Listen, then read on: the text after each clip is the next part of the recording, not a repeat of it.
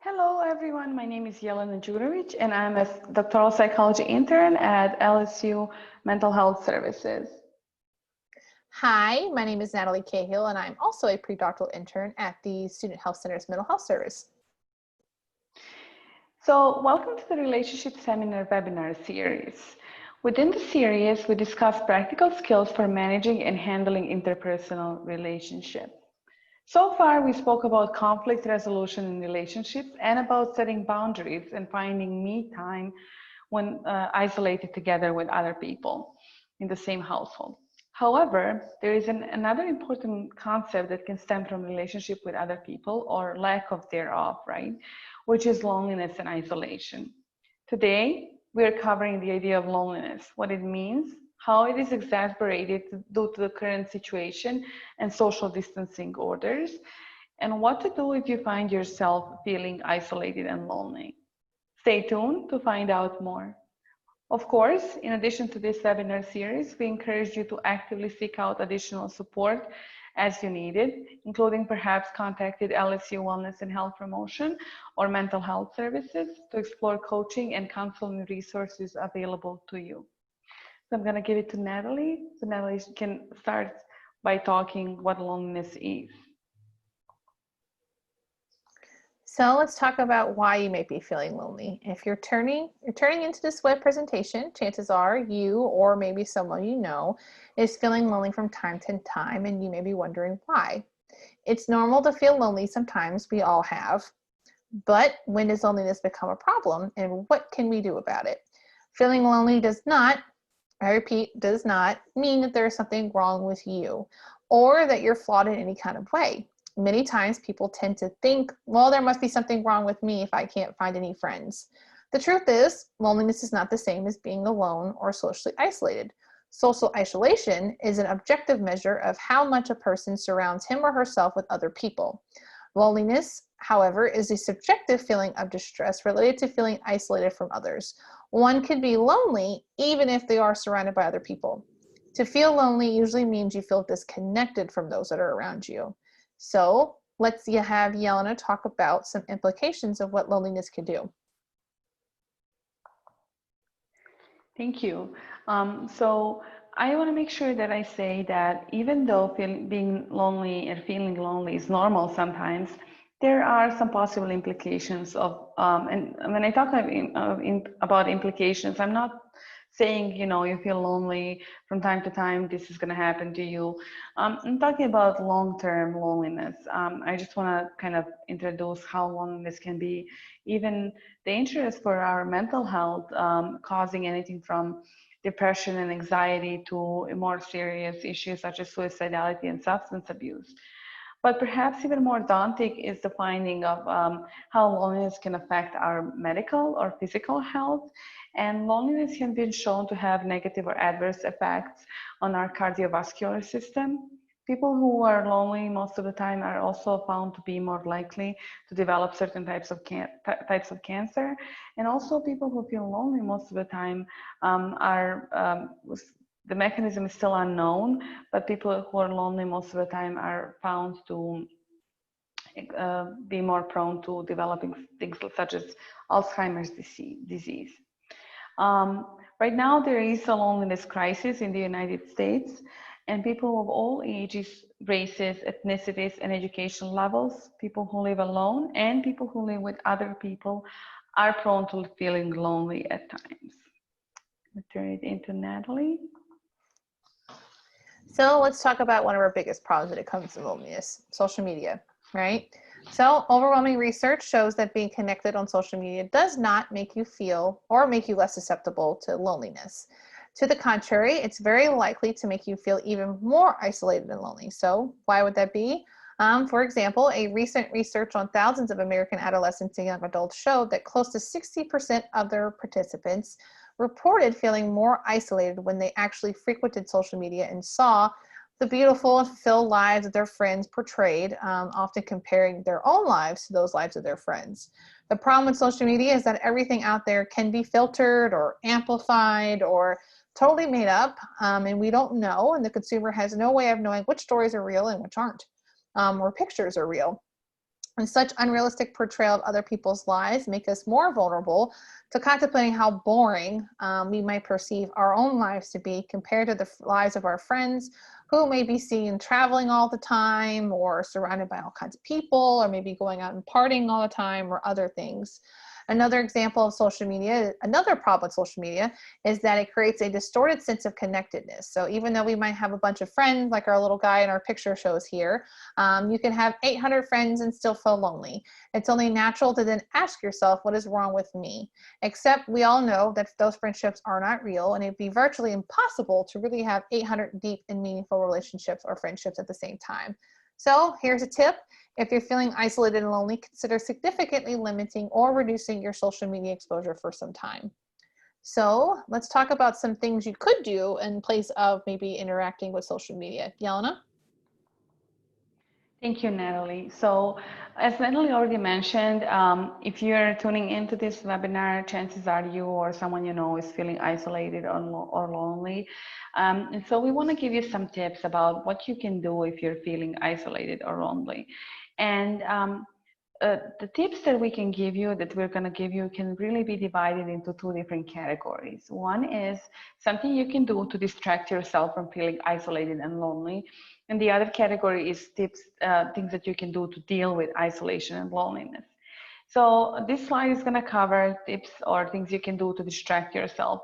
However, it is very important to note that even though some of these strategies for distracting yourself can be very effective, distraction is just a temporary solution.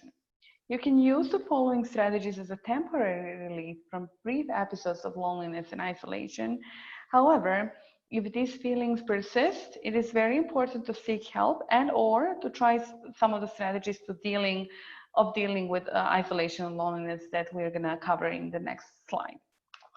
So what are some things for some strategies for distracting yourself when you're feeling isolated and lonely? For example, you can watch a movie or read a book or listen to your favorite music or clean your house or do some other physical activity, or you can create something. And I know some of you are going to say, well, I'm not creative. I really can't do that. And I just want to say that being creative is a part of our human makeup. So everybody is creative.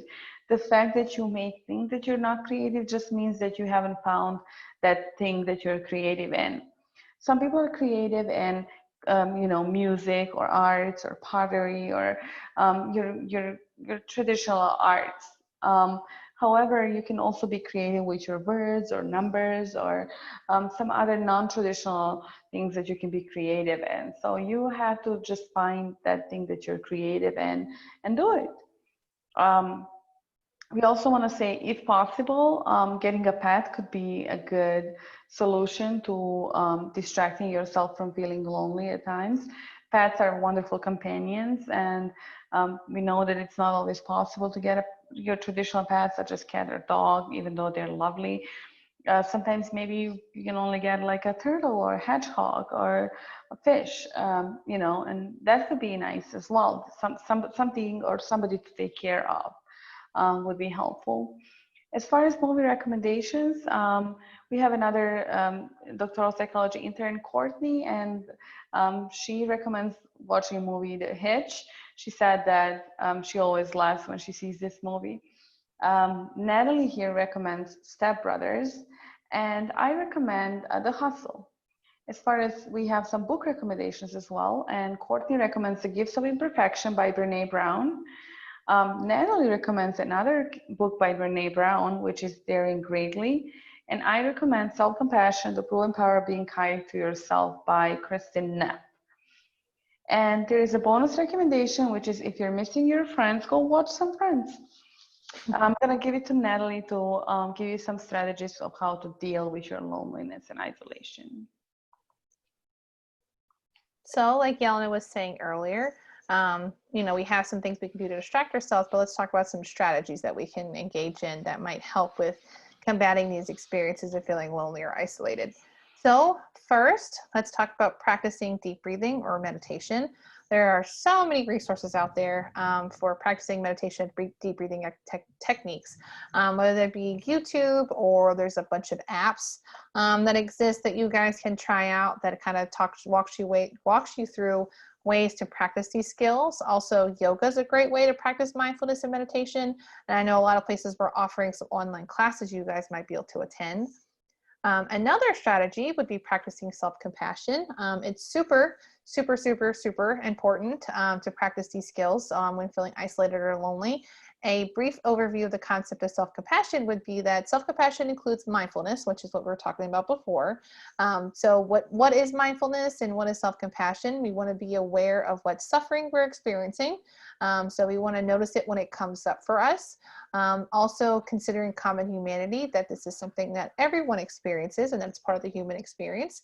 Also including self-kindness.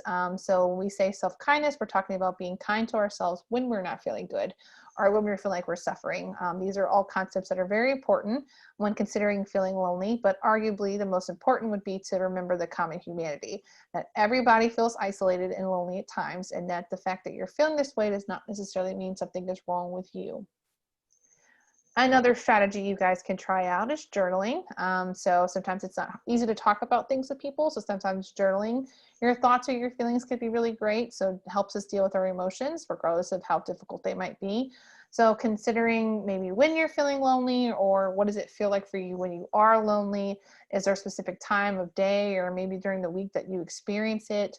Are there things that are going on beforehand or things that you feel like might have caused you to feel that way? And what are your experiences like after the fact? How are you feeling after maybe the time might have passed and you're not maybe quite feeling as lonely anymore? Another strategy would be practicing acceptance. These kind of tie into those we've talked about before. So it might kind of sound a little counterintuitive, but practicing acceptance can help you get rid of so many undesired thoughts and emotions.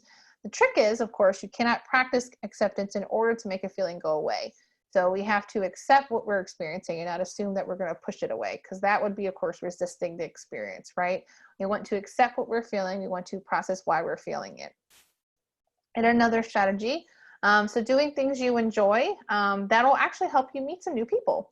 So this one is super important. So by doing things you enjoy, you're achieving two things, right? First, you're doing something you enjoy, which is great, brings you happiness, makes you feel like you're fulfilled. Also, secondly, when you're doing something you enjoy, so maybe joining a book club or something like that, you're surrounded by those people who likely enjoy similar things or the same thing. That way, when you do meet someone, chances are you might have some similar experiences or similar interests. This could be good for, if you want to meet some close friends or maybe just general acquaintances, but it gives you an opportunity to open up. So I'm going to let Jelena take over and talk about some other strategies as well. Thank you so much, Nathalie. This was wonderful. And I'm just going to add a few more strategies. So one of them is to savor the human contact you do get. So sometimes when people are isolated, especially like in current circumstances, the human contact we get is limited. So in this situation, it is recommended to savor the human contact you do get daily. For example, did you run into your neighbor this morning on the hallway as you were walking your dog? Try to really inquire about how they're doing and about their day. How are they doing? Very often we ask these questions, but we don't really pay attention to other person's answers. Try to really tune into the conversation and do enjoy it. Did you go grocery shopping? Try to engage in small, meaningful conversation with that cashier. Spoke to a friend or a coworker on the phone? Really tune into that conversation. So really tune in your conversations that you do get. And this next step kind of goes hand in hand with savoring the human contact, and this practicing gratitude. So research shows that practicing gratitude for those things in life we do have can be very impactful in dealing with what we are lacking. It is similar with loneliness and isolation. If you're feeling lonely, try practicing gratitude for the people, pets, spiritual beings that are present in your life, that are present.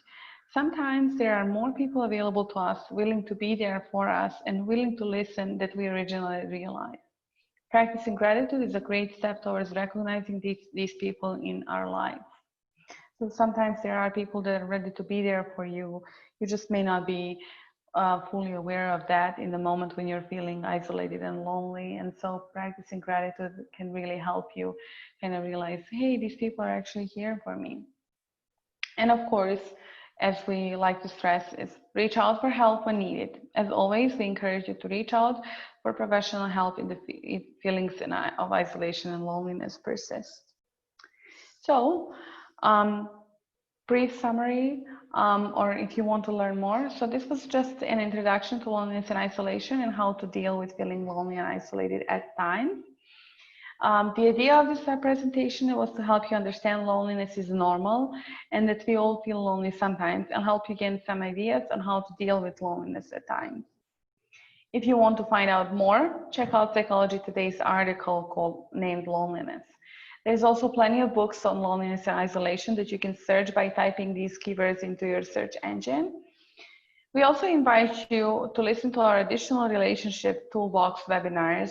The links to these webinars are available on the Student Health Center website. The webinars are available on our YouTube channel.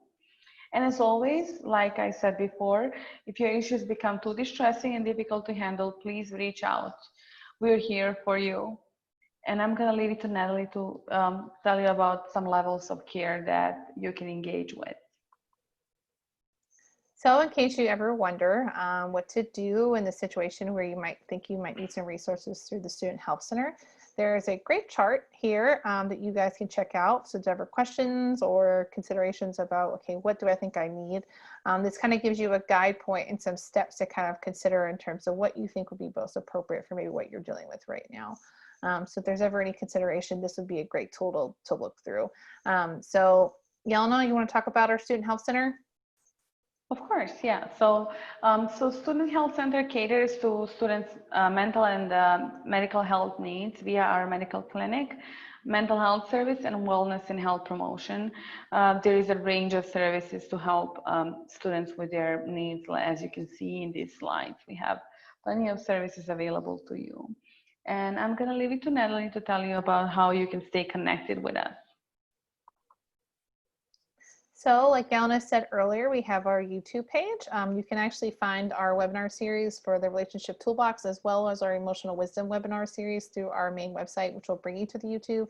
Or you can just generally search for the Student Health Center on YouTube and it'll bring up our channel. We have those videos and we have the Emotional Wisdom videos available for you guys, and also our Tiger Tips availables are on there as well.